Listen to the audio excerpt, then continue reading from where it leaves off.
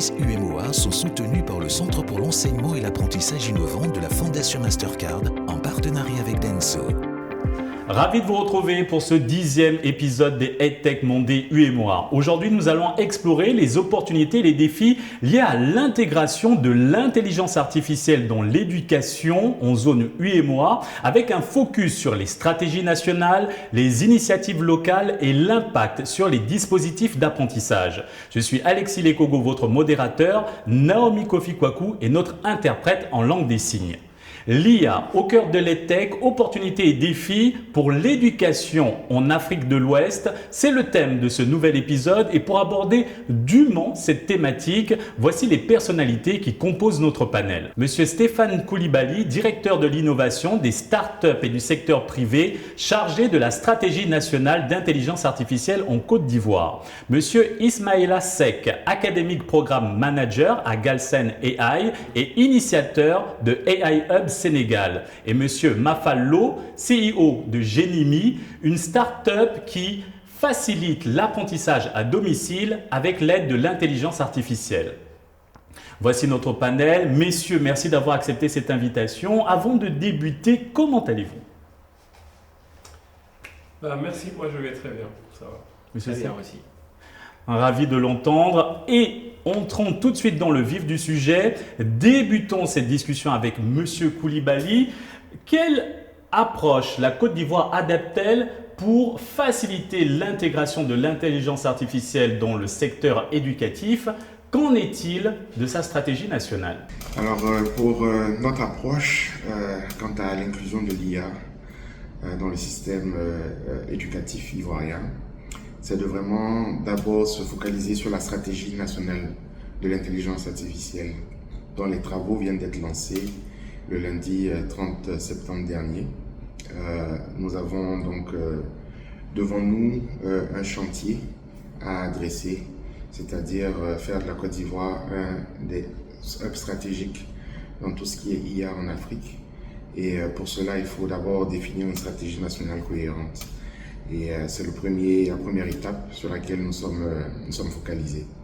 De là, nous allons essayer de mettre en place des cas pratiques, des use cases qui vont pouvoir permettre à la population de sentir que l'IA est actuellement vraiment effective dans leur vie. Donc on ne veut pas juste créer un document qui sera posé sur des bureaux, sur des tables, mais que ce soit quelque chose de plus pratique, plus concret. Et donc, nous allons adresser certains secteurs d'activité prioritaires, dont l'éducation, et qui vont permettre de pouvoir avoir l'application de l'IA de manière concrète. Donc, ce serait une deuxième approche. La troisième, c'est le fait que notre approche est de manière générale inclusive. Nous souhaitons pouvoir avoir l'avis de tout le monde, que ce soit quelque chose, des consultations qui soient ouvertes.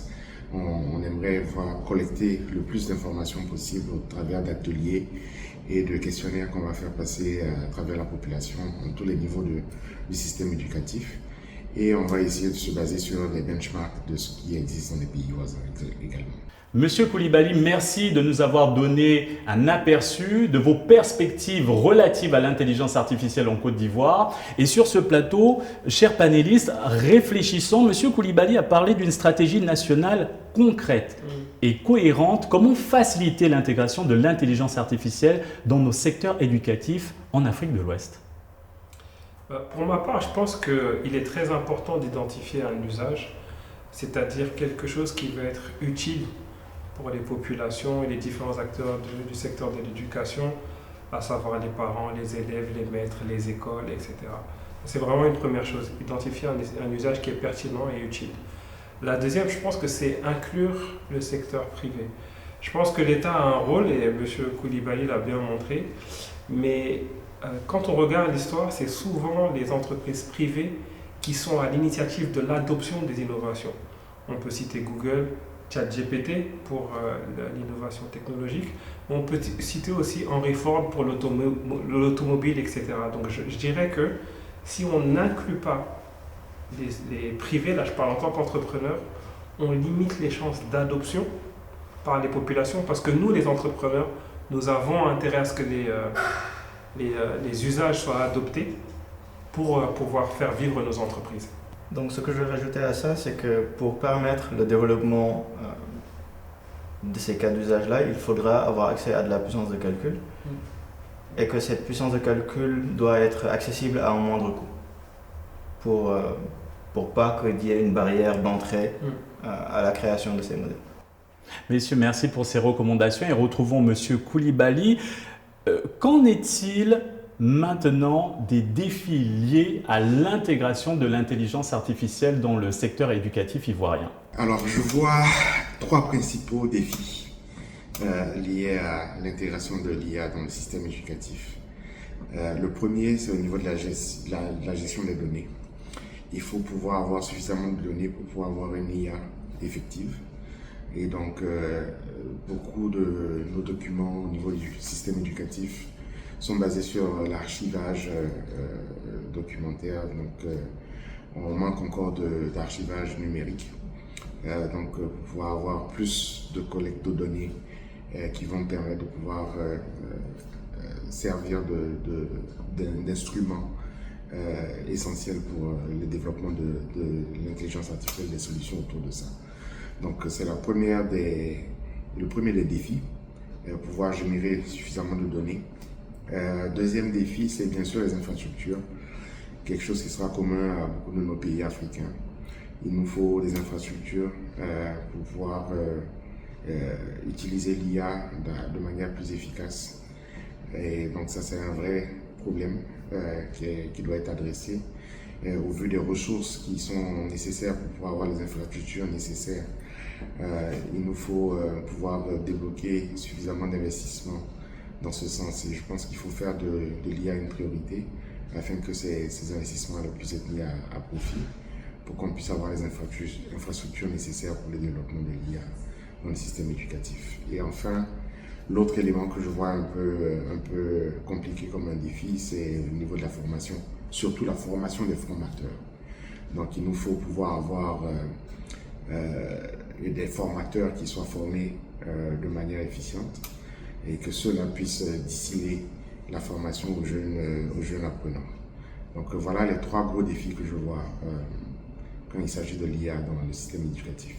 Merci d'avoir abordé avec nous ces problématiques majeures, Monsieur Koulibaly, des problématiques qui se focalisent essentiellement sur l'archivage numérique, la collecte de données et la formation. Alors, comment endiguer cette problématique dans la région UEMOA, messieurs? Donc, un sujet important est la donnée. On ne pourra pas parler d'intelligence artificielle sans données. Et donc, il faudra nécessairement mettre ces données à disposition et les rendre accessibles au maximum de personnes pour que les écosystèmes locaux puissent, en se basant sur ces données-là, résoudre des problématiques locales. Pour ma part, je sortirai un peu de l'infrastructure. Nous, chez Génimi, on a accompagné 3 écoles et plus de 3000 élèves. Et on s'est rendu compte que le frein à l'adoption, bien sûr, il y a l'infrastructure, il faut un téléphone mobile et une connexion Internet, mais aussi l'implication des communautés. C'est quelque chose d'extrêmement important. Si les communautés ne sont pas impliquées dans l'éducation de leurs enfants et qu'ils aient envie de prendre la technologie pour aider leurs enfants, en fait, c'est voué à l'échec. Donc, je dirais qu'il y a un effort important de sensibilisation auprès de communautés, d'adoption de la technologie et des usages pour permettre à l'intelligence artificielle de rentrer dans nos vies et plus spécifiquement dans nos écoles et dans l'éducation de nos enfants. Merci d'avoir dressé un état des lieux concret sur les défis liés donc à l'intelligence artificielle dans la région UEMOA. Et nous retrouvons une fois de plus Monsieur Koulibaly. Jusqu'à maintenant, quels résultats avez-vous observé dans l'intégration de l'intelligence artificielle dans l'éducation au Côte d'Ivoire, relative aux mesures qui ont déjà été prises? Alors, en termes de résultats, je pense que les éléments que nous attendons de l'effet de notre stratégie IA, stratégie nationale de l'intelligence artificielle, soit à plusieurs niveaux. Donc, d'abord, pour les élèves, pour les professeurs et enfin pour le système de manière générale. Alors, ce que j'entrevois comme résultat concret pour les élèves, c'est de leur permettre de pouvoir avoir des solutions plus adaptées à leurs besoins. Que ce soit des cours qui soient adaptés selon leur niveau d'apprentissage et leur capacité. Donc, va permettre de pouvoir générer des solutions vraiment adaptées aux besoins des étudiants, des élèves. Donc ça, c'est au niveau étudiant. Au niveau des professeurs, c'est de leur permettre de pouvoir optimiser leur travail, en par exemple faisant des suivis de performance par le biais de l'IA pour pouvoir faciliter le travail des professeurs et de pouvoir les permettre de pouvoir avoir une plus grande audience par le biais de l'IA également. Donc ça va aider non seulement les élèves, les professeurs, mais aussi le système éducatif de manière générale, le rendre beaucoup plus cohérent, avoir en temps réel par exemple une compréhension du niveau d'apprentissage des élèves de manière générale dans le pays et voir un peu dans quelle zone des efforts sont nécessaires afin de pouvoir avoir un niveau national plus élevé. Donc il y a beaucoup d'avantages de l'utilisation de l'IA que nous espérons pouvoir mettre en place par le biais de l'intelligence artificielle. Merci Monsieur Coulibaly. Et sur ce plateau, quelle analyse fait-on des résultats souhaités? Je pense que M. Coulibaly a donné des résultats assez pertinents en ce qui concerne la mesure de la performance des élèves, le niveau à l'échelle nationale, l'intégration du secteur privé sans lequel, à mon avis, les choses ne peuvent pas se faire. Peut-être que je rajouterai une dimension communautaire en allant sur le terrain, en parlant avec les parents. Beaucoup de parents, on se rend compte que s'ils ne mettent pas la main à la pâte, s'ils ne se sentent pas impliqués dans l'éducation de leurs enfants, si l'école est encore séparée des familles et du gouvernement, alors en fait ça va freiner l'adoption. Donc des résultats encourageants, mais n'oublions pas les communautés et surtout les communautés de parents d'élèves. L'intégration de l'IA va permettre d'accélérer un certain nombre de choses, par exemple avoir plus de notes en ce qui concerne les élèves, avoir un accompagnement plus personnalisé, potentiellement détecter ceux qui sont à risque et donc les aider plus rapidement et éviter les décrochages. Je pense que c'est toutes ces choses dont nous avons besoin pour nous permettre d'avoir des taux d'alphabétisation qui sont beaucoup plus élevés à l'avenir. Monsieur Lo, vous avez abordé à plusieurs reprises l'apport du secteur privé. Justement, parlons-en maintenant avec Monsieur Coulibaly. Comment la collaboration entre le secteur public et privé pourrait-elle renforcer l'intégration de l'intelligence artificielle dans les écoles et les universités ivoiriennes? Je pense que de manière générale, la collaboration publique-privée est essentielle dans le succès de nos stratégies nationales de manière générale. Et surtout dans un domaine aussi nouveau, aussi innovant que l'IA. Donc je pense que c'est essentiel à plusieurs niveaux. Déjà pour la production de données, le gouvernement et le secteur privé doivent joindre des forces afin de pouvoir avoir suffisamment de données. Donc ça c'est un élément assez essentiel dans un premier temps. Après il y a tout le volet formation.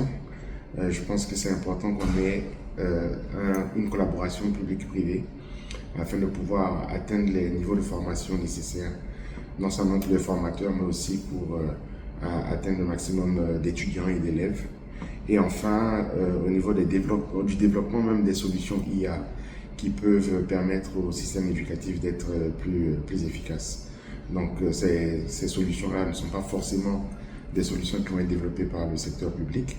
Donc il est important pour nous de faire intervenir le secteur privé avec des solutions innovatrices qui vont nous permettre de pouvoir avoir l'IA de manière intégrée dans le système éducatif. Donc c'est une collaboration qui est nécessaire, dont on ne peut pas faire sans.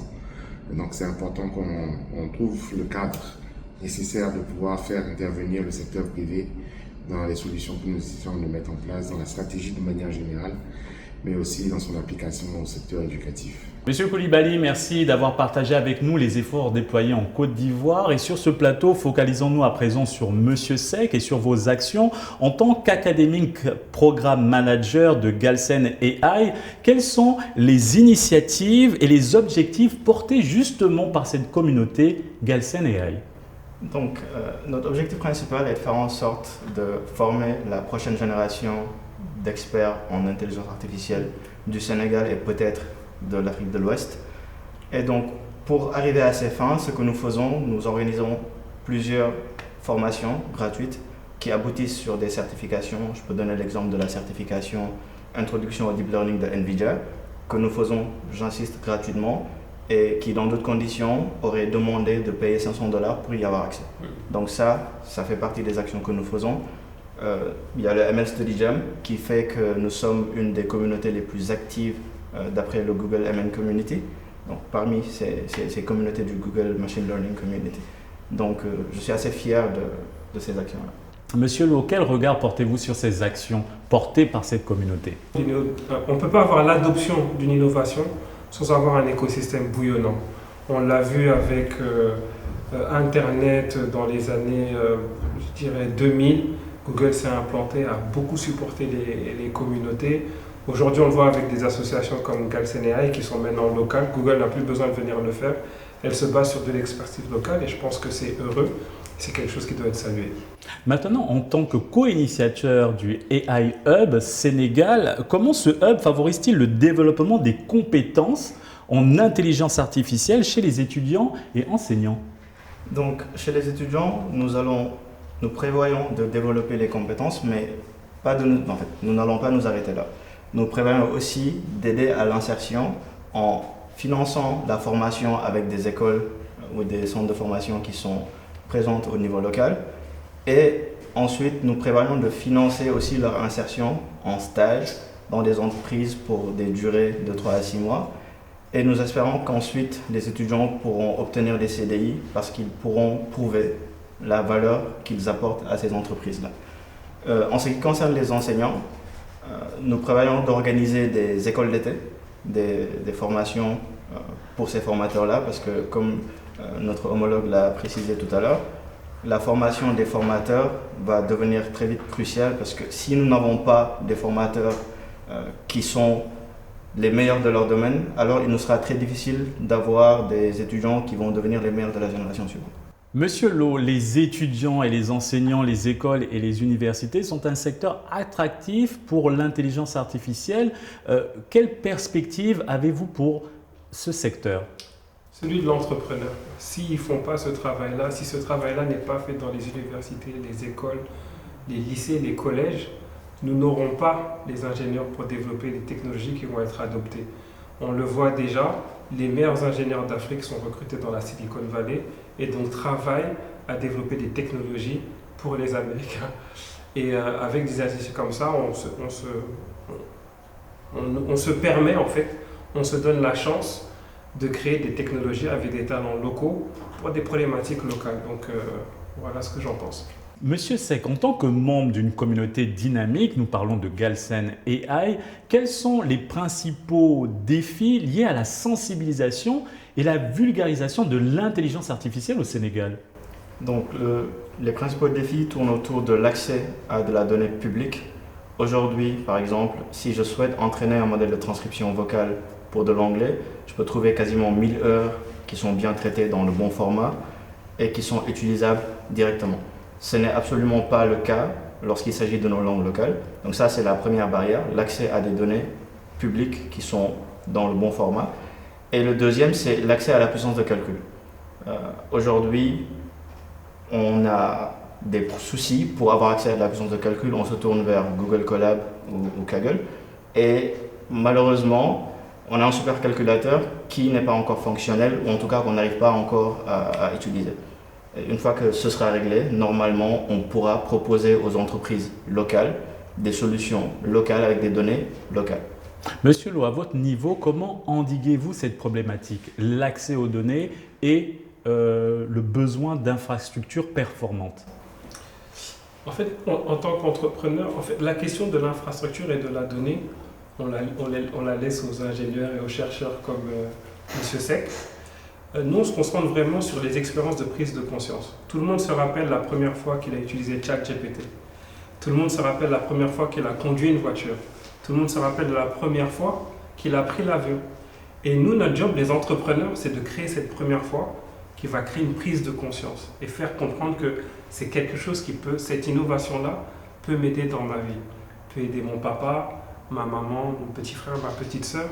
Et vraiment, nous, notre job d'entrepreneur, c'est plus cette facette-là. Quelle expérience pouvons-nous proposer à nos enfants, à nos maîtres, pour qu'ils prennent conscience de l'importance que peut avoir l'intelligence artificielle dans leur vie. Monsieur Seck, selon vous, quelle place l'intelligence artificielle occupera-t-elle dans l'enseignement dans les années à venir dans notre espace UMOA? Je pense que l'intelligence artificielle occupera une place cruciale. On a beaucoup parlé récemment d'équité territoriale, le fait que différents individus qui appartiennent ou qui sont nés dans différents endroits du territoire aient les mêmes chances de succès.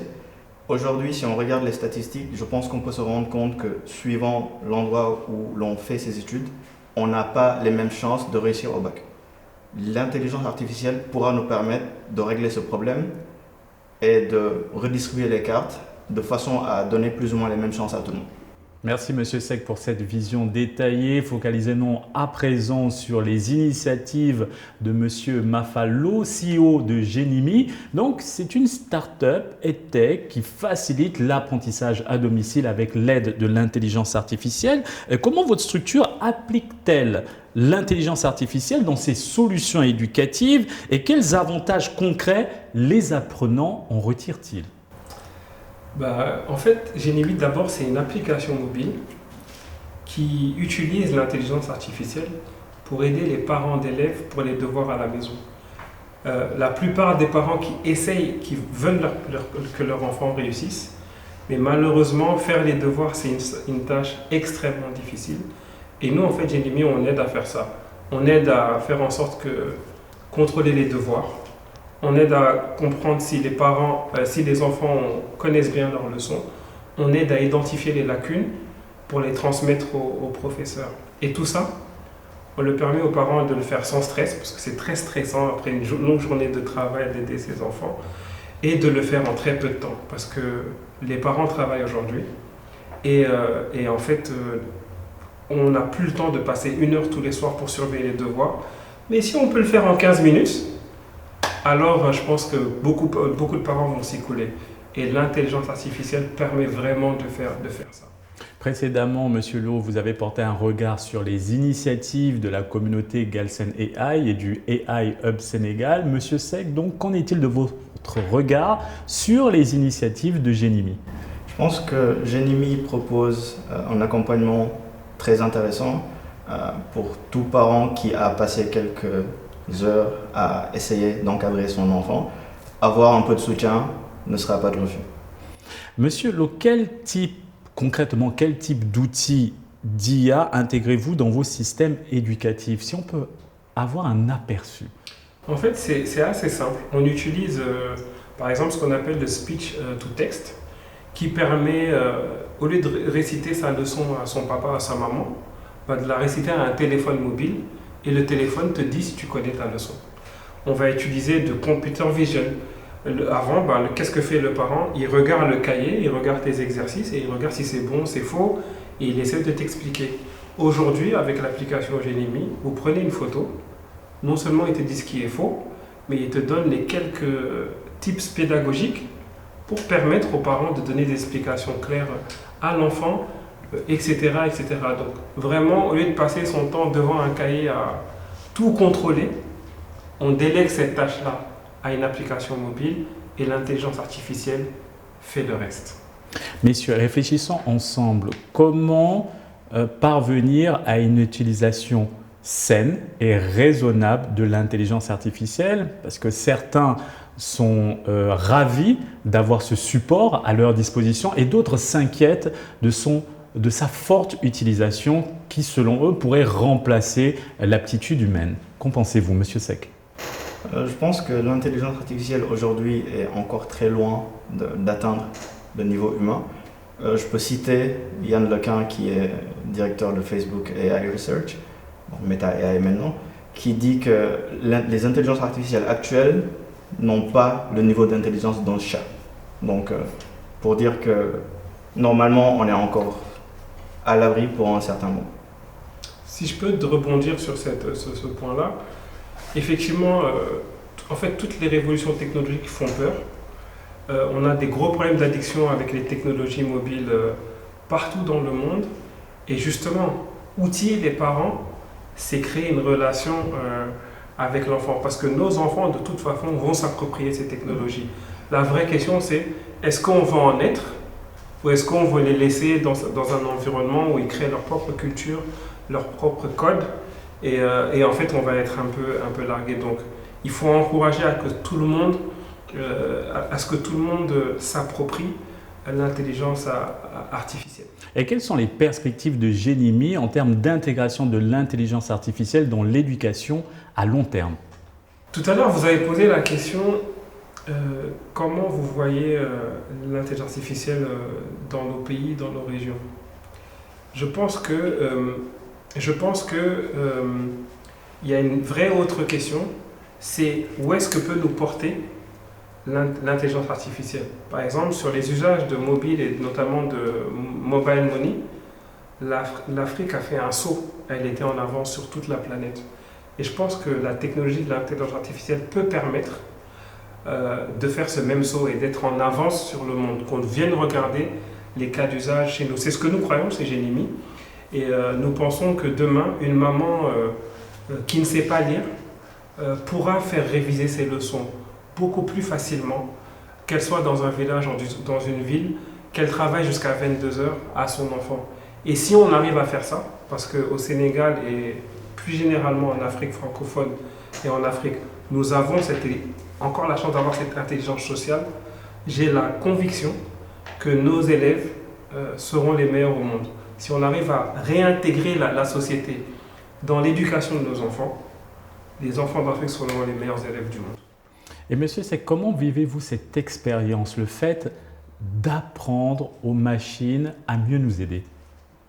Je trouve que c'est une expérience assez fascinante dans la mesure où, je vais donner l'exemple de faire apprendre mon enfant. Je lui montrer une image d'un chat et mon enfant pourra reconnaître un chat. Avec les machines, c'est pas aussi simple que ça. Il faut beaucoup plus d'images pour qu'elles réussissent à comprendre ce qu'est, donc comprendre entre guillemets, ce qu'est un chat. Et je trouve que c'est fascinant de pouvoir automatiser certaines tâches, parce que dans une certaine mesure, l'intelligence artificielle sert à automatiser certaines tâches qui, au départ, n'étaient faites que par les humains. Merci messieurs pour vos interventions éclairantes et passionnantes à travers cette thématique qui nous a permis de mieux comprendre comment l'intelligence artificielle peut transformer l'éducation dans notre région UEMOA. Et avant de nous quitter, le mot de la fin pour chacun d'entre vous. On commence avec monsieur Koulibaly. Je vous remercie de m'avoir inclus dans cette émission. Je pense qu'elle est très importante. Elle touche des sujets d'actualité très importants.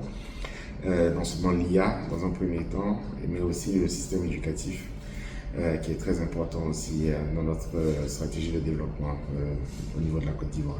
Nous sommes impatients de voir les résultats des actions entreprises par l'État pour l'équité territoriale en termes de technologie, mais aussi en termes d'éducation.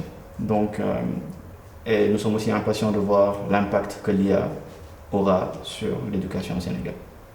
Moi, pour terminer, j'aurais un mot de remerciement à l'endroit de vous tous qui nous avez reçus aujourd'hui et deux appels. Le premier, c'est encourager l'État à rapprocher le secteur privé et le secteur de la recherche. Il y a des recherches extraordinaires qui se font dans les séances de l'éducation.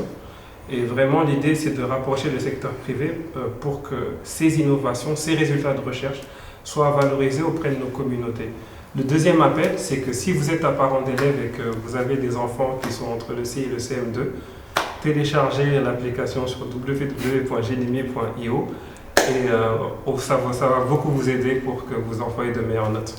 Merci à tous pour votre participation active à ce programme et quant à nous, on se dit à la prochaine pour le 11e numéro des EdTech Monday UEMOA. Merci à tous.